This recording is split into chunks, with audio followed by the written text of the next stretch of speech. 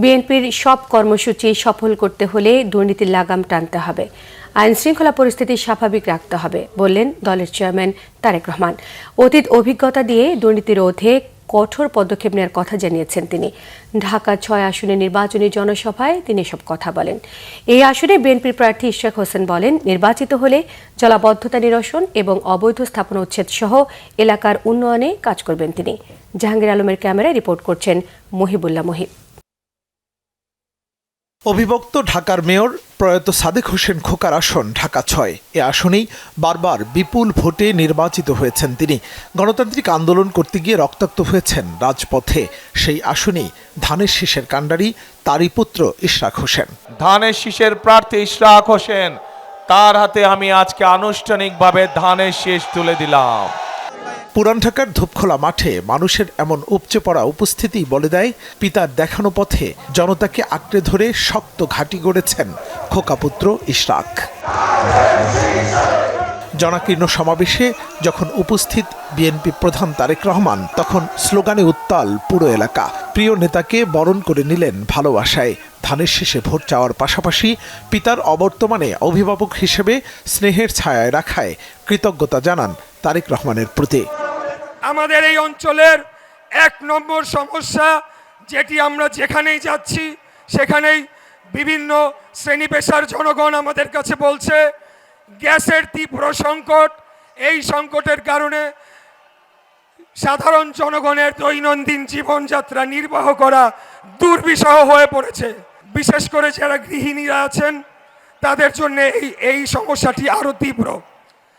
তাই আমি আপনাদের কথা দিতে চাই, আমার নেতার সামনে ইনশাল্লাহ আগামী ১২ই ফেব্রুয়ারি আপনারা আমাদেরকে ধানের শীষ মার্কায় বিপুল ভোটে জয়লাভ করিয়ে রাষ্ট্র পরিচালনার দায়িত্ব দিবেন। ইনশাল্লাহ আমরা আপনাদের গ্যাস সংকট অবশ্যই নিরসন করব। আমার নেতা দেশনায়ক তারেক রহমান, উনি যেভাবে আমাকে আগলে রেখেছিলেন, আমার বাবার মৃত্যুর পর এই ধূপখোলা মাঠে ওনার সর্বশেষ জানাজা হয়েছিল।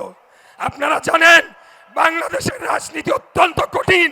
আমার কোনো অভিভাবক ছিল না, একমাত্র আমার নেতা দেশনায়ক তারেক রহমান আমার মাথার উপরে উনি ছায়া দিয়েছিলেন বিধায় আমি যতটুকু পেরেছি রাজনীতিতে অবদান রাখার চেষ্টা করেছি। আমৃত্যু জনগণের জন্য দেশ ও জাতির কল্যাণে কাজ করে যাব ইনশাআল্লাহ। প্রধান অতিথির বক্তব্যে প্রয়াত সাদেক হোসেন খোকার রেখে যাওয়া কর্মের কথা স্মরণ করেন বিএনপি চেয়ারম্যান। জানান, পুরান ঢাকার প্রতিটি অলিগলির সমস্যা তার জানা। এই যে ইশরাক, শুধু ইশরাক না, ইশরাকের বাবা মরহুম সাদেক হোসেন খোকা, উনিও এই এলাকার মানুষের জন্য কাজ করেছিলেন, এলাকার মানুষের উন্নয়নের জন্য উনি কাজ করেছেন। ইনশাল্লাহ ইশরাকও আপনাদের এলাকার সন্তান, ইশরাকও এই এলাকার মানুষের সমস্যার সমাধানে কাজ করবে, এলাকার মানুষের বিপদ আপদে থাকবে। এই যে ইশরাক একটু আগে তার বক্তব্যে বলল যে এই এলাকায় মানুষের হাসপাতাল প্রয়োজন, সরকারি হাসপাতাল প্রয়োজন। যেই হাসপাতালটি আছে এটি প্রয়োজন না, এটাকে আরো বড় করতে হবে। ইনশাআল্লাহ বাংলাদেশের মানুষের সমর্থনে বিএনপি আগামী দিনে সরকার গঠন করলে আমরা আপনাদের যে সরকারি হাসপাতাল আছে এই হাসপাতালকে ইনশাআল্লাহ আমরা শয্যা সংখ্যা বৃদ্ধি করব, যাতে এই এলাকার মানুষ সহজেই চিকিৎসা সুবিধা পেতে পারে। আধুনিক চিকিৎসা সেবা, জলাবদ্ধতা নিরসন, মাদক আর দুর্নীতির বিরুদ্ধে দলের অবস্থান স্পষ্ট করলেন তারেক রহমান। আমাদেরকে মহিবুল্লাহ মহিব, বাংলা ভিশন, ঢাকা।